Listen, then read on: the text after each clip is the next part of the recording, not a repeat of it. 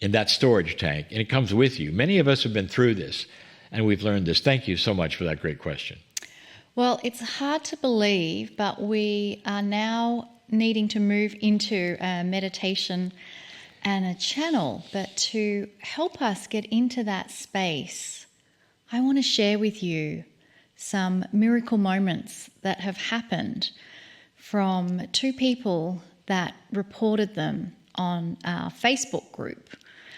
So just tune into the energy of these two stories of some miracles that people have experienced in their life. This first one comes from Pulo. Pulo says, I was diagnosed with depression in 2020 after my husband left me. Then my younger sister introduced me to Lee Carroll and Kryon. I started listening to Healing Wednesdays and Kryon channelings, and I have never had to take any medication again. I am now a healer through my healing. How beautiful. And then we have Amir. Hello. It's a pleasure to share with you. This is my miracle, a miracle that changed me completely. One night, I woke up to the warmth and overflowing in my soul. I actually saw that a bird flew out of my soul. I got up and I followed her. She flew out the window and flew high into the sky, and she became a star. This is a joy. I feel a boundless and great love. These divine visions are healing me. I will be cured and healed in my soul. This is my healing, love and awakening to all. Thank you, dear Amir. Please feel into that message from Amir. Love and awakening to all. And if you are connecting here with us, you already are in that bubble of love and awakening that we sit in as we now welcome the message from Kryon. Greetings, dear ones. I am Kryon of Magnetic Service. This entire month, we are examining a very, very large subject. It's the love connection. That connection, dear ones, is so profound. It goes so many ways. We've told you that the energy which you call love is far larger than you understand or believe. So many of you can see that, understand that. But until you've experienced this love from Spirit, this love from your guides, as we've discussed, and all of these things, until you've truly experienced this, it's difficult to talk about. There are so many things that I could bring to you that tell you about the beauty that is there, almost for the taking. We told you last week that love is intrinsically there. It is built in and comes from the other side of the veil. That when you arrive on this planet, the image that you are of the Creator is love. And then the humanness starts to kick in, depending upon what you've been told, what your parents show you, the amount of love and care that you're given, all part of that growing up process that sometimes takes that essence away from its majesty. Most humans are learning it again in certain ways. This program is designed for that, a safe place for you to be in and learn what that truly might mean from Spirit. Again, as you drop into your heart, what is it that is there that perhaps is grander than anyone told you? Or perhaps there's an experience that will fill up that part of your body that needs and craves it so much to say, I want it all. I want it all. A month and a week or so ago, I gave a channeling. a channeling in that wonderful place in Gaia called Monument Valley. Beautiful to look at, serene to be in. A place where when the wind stops, during the day or the night, sometimes you hear nothing. A silence that is so compelling that it draws you into the majesty of the earth. It's precious land, it's sacred land. It's part of the Navajo land. It's the Navajo Nation, and a place that we go to often now. But I gave this channeling in that pristine place, and I want to share it with you and review it with you. Even though this channeling is currently now available for all, in a place where this is free for all, in social media, in a website, in YouTube, perhaps even other places eventually. I want you to hear that which I said. And I want you to ponder the age that you're in and the shift that is beginning. You see, there's another love. There is a great missing piece that so few have truly found. I know who's listening, dear ones.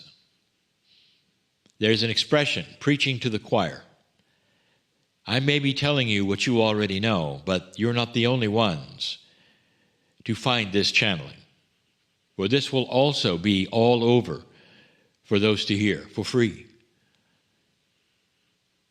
The missing piece. If you take a look at the doctrines of the planet, the ones in the spiritual systems of the planet, there's a missing piece. And that missing piece is so obvious, and yet in your modern times, somehow you've cast it aside. I spoke back then about the experiences that my partner has had on tours. And one of the biggest ones that sticks in his mind is where the shaman reaches down, picks up a handful of soil, holds it to his lips, and smiles. And when my partner asked him, "Why have you done that?" he said, "I have just been in touch with all my ancestors. For they are in the soil of the earth, all of them." I remembered even in my scripture that I learned as a child, dust to dust. My partner then realized how profound that truly was. The idea of the ancestors being in the planet is not what you were told, and yet they are. Multidimensionally, that soul energy that you have goes so many places when you're not here. The wisdom, the crystalline grid, all of the things that we've talked about that are part of this earth and this planet are built to enhance you. This planet knows who you are. It truly does. It's a sentient knowing. And most of the doctrines of this earth, right now, of this planet, of all of your cultures and societies, almost all that have the doctrines, never mention it, not one time. What if, dear ones, there was a great and grand love that pours from the earth, from so many sources? The Creator of all things made this planet specifically for you, designed it so that it's self-sustaining with water for you, so it tilts on an axis for your seasons, the engine of hot and cold for you. All of that on purpose, like no other planets, even in your solar system, designed for you. If you think about it, it was not an accident. This was a design so that when you arrived, it would not only be prepared, but there would be an energy of this planet for you to sense. And what is that energy? Go ask a tree hugger. Does the earth have a message? And that tree hugger will come back to you and say, "Every time I hug earth, there's bliss. I smile. I'm overwhelmed with the energy it has for me." What if we have missed this, the we being all of those on this planet who wish to be spiritual and connected? And there's this feeling that when you pass from this place, the souls go high up in the sky to some other place it's unreachable. What if instead it goes everywhere? What if all of your ancestors, the wise ones and not the wise ones, but all of them, when they pass over, take that mind of God and become their original soul beings? And that's what's in the planet as well. Have you ever thought of what I told you last week? The cave of creation that we have described so often to you is within the planet. Isn't that odd? That your Akashic record would be in Earth. Why isn't it somewhere in the sky, as you might say? That's a metaphor for not being here. That's a metaphor for perhaps being in heaven or wherever else that you might think. But it isn't. It's here. There are 3 places that we have described that contain your Akashic record, and 2 of them are on the planet, and 1 of them is not. That ought to tell you a lot about what is in the planet. All that ever was and the consciousnesses that ever were are still in this planet. I described the crystalline grid so many times in past channels. It's a grid that's designed to feel human emotion. It was actually designed for you so that there would be places that you could go and feel past experiences that were wonderful. That you could know from the planet, perhaps, a love that you thought you only got then from the sky. That is a metaphor for the love of God. It's everywhere. There is so much of it. Have you heard the expression, as above, so below? That would mean that it comes from both sides. That the love of spirit, that which you call God, that eternal source, that beauty, is also available pouring from your planet. There are so many who have trouble with this. They would say, "Dear Kryon, I know you've said that before, but I've never really been able to feel it." Let me ask you, how do you attempt to feel it? There's a great way. It's a simple way. I tell you, whether it's night or day, take off your shoes. And if you live in a place where there is not a forest or Gaia, then go to a place where there is. Almost all of you have some places that are parks or whatever. Take off your shoes. Take off your socks. Put your foot in the soil, the grass, whatever. And connect consciously to the earth. At this particular time, there's intent, there's grounding. And then listen, not for words. Listen for love. Crying out, how do I listen for love? Dear ones, don't make it complicated. Don't make it complicated. If love is in the air, it affects you. You hear it, you feel it, you smell it, you taste it. I've just given you full body experience for the love of earth. It will embrace you. And the thing it may say to you is this: finally, you found me. There is so much for you, for all of you, that perhaps you have not taken advantage of in the area of love. It comes from so many sources, including right next to you, the guides with you, the image that you were created in, and now even the earth. You're surrounded with it. There's no excuse.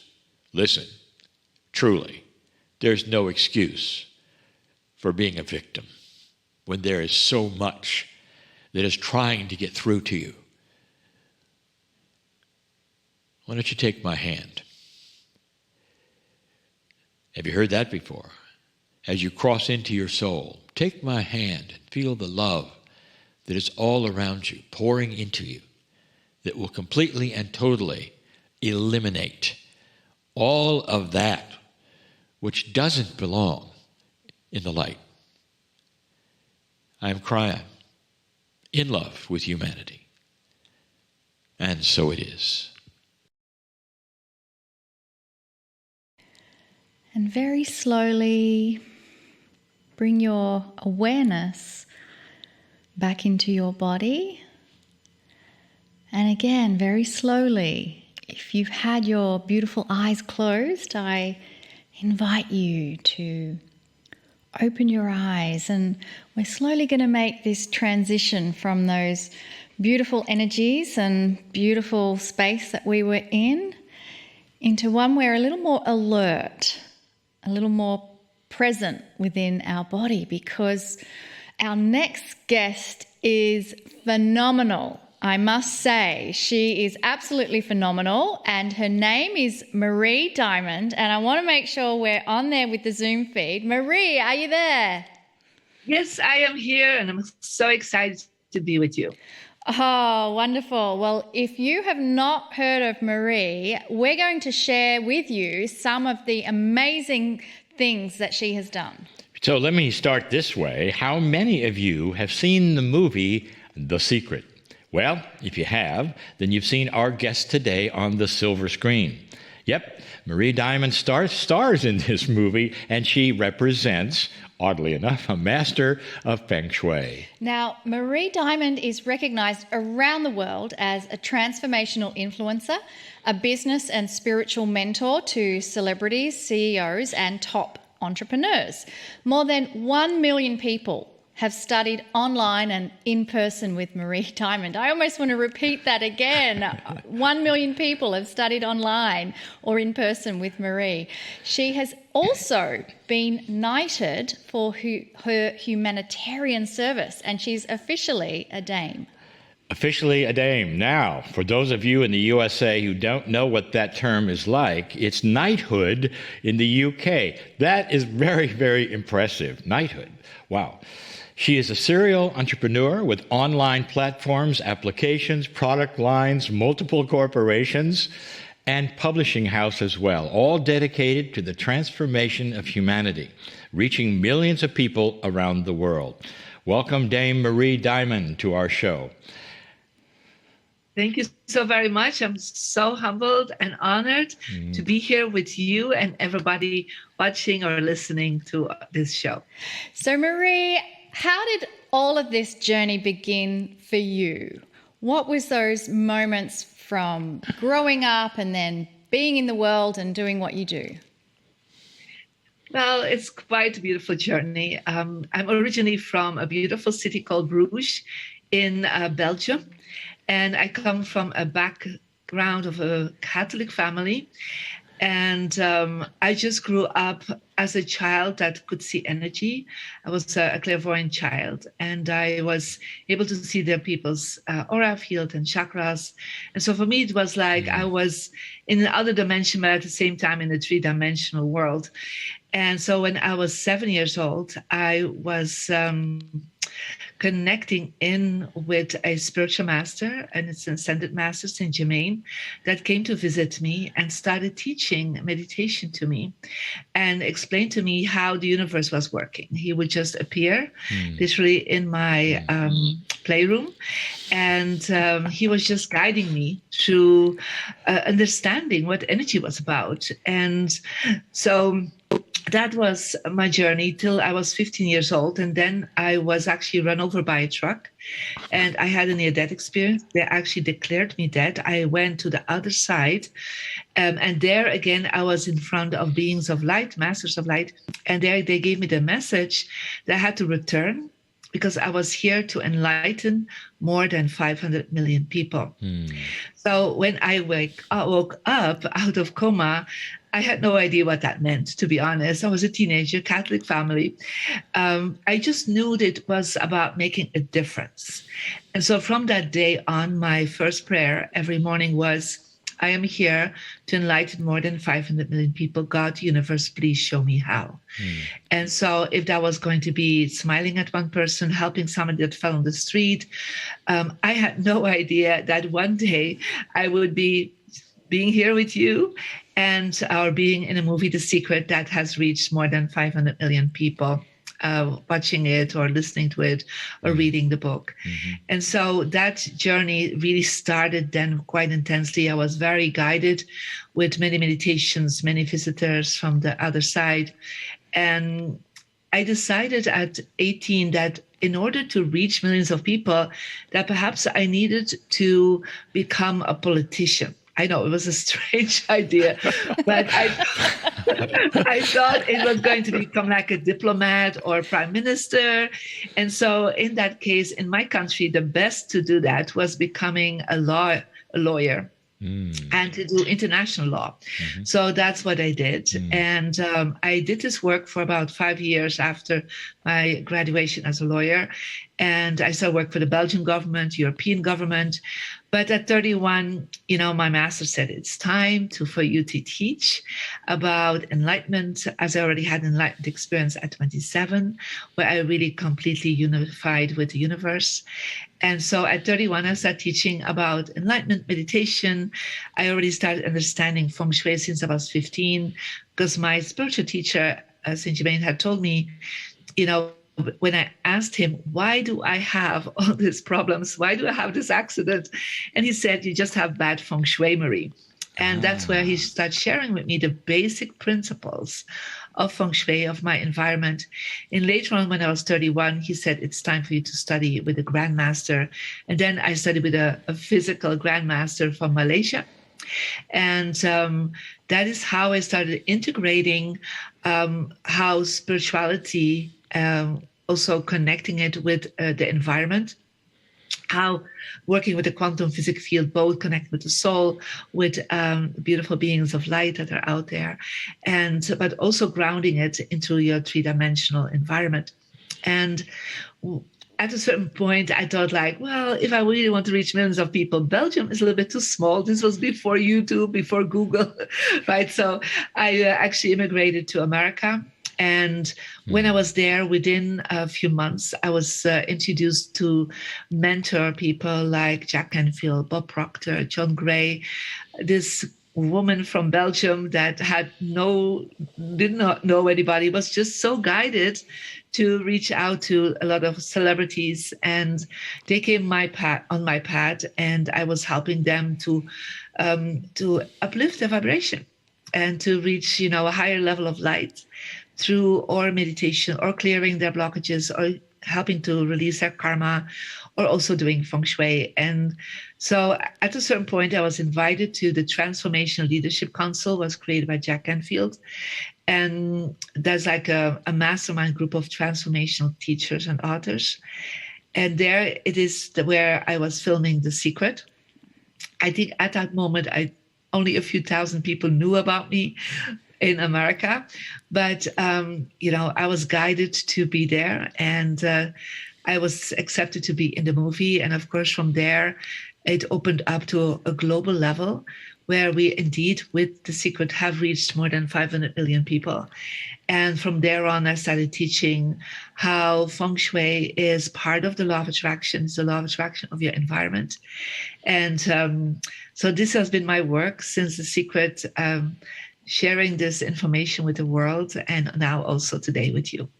Absolutely. And I know that Feng Shui works. You said it about your environment being part of the law of attraction. So what is the number one kind of tip that you can tell people for let's start with the home, because that's where we live and work from. And your home really is that temple of healing. So how do you guide someone through using that home as their temple? What are the tips and the fundamentals that you'd like to share?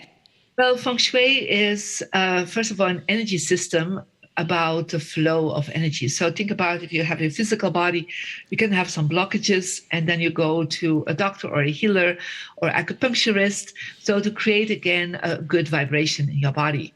Well, your home is an expanded body around you. And so there are principles and laws and I would say steps to really create a high vibration in your environment.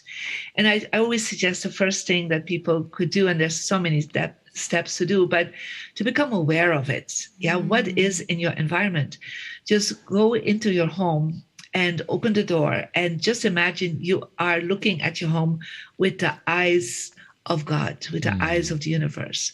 And so as you're walking in, looking, is this actually what I really want? Is this what I desire? Is this the outcome in my life that I want?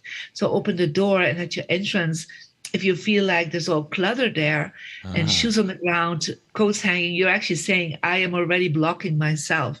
So keep it open and warm and welcoming, and walk through your house, in your living room, in your bedroom, in your workspace, wherever that might be. You're living there, several hours a day in each place, especially now after the pandemic. So much people are working from home.